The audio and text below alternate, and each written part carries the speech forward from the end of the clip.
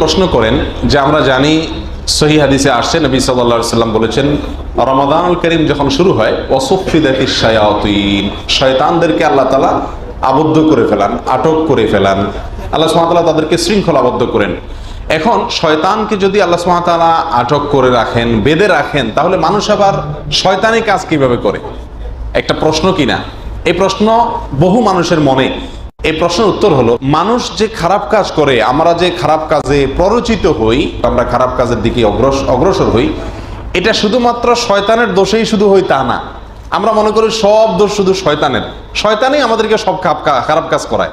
আসলে ব্যাপারটা সেরকম না, বরং আল্লাহ সুবহানাহু ওয়া তাআলা কোরআনে কারীমের ভিতরে বলেছেন ইন্নান নাফসা লাআম্মারাতুম বিসসু, নিশ্চয়ই মানুষের প্রবৃত্তি, মন, নফস, এই অন্যায় কাজের প্রতি মানুষকে নির্দেশ করে। তাহলে শুধুমাত্র শয়তানেরই সব দোষ, সেই আমাদেরকে সব খারাপ কাজে নির্দেশ করে, ব্যাপারটা এমন না।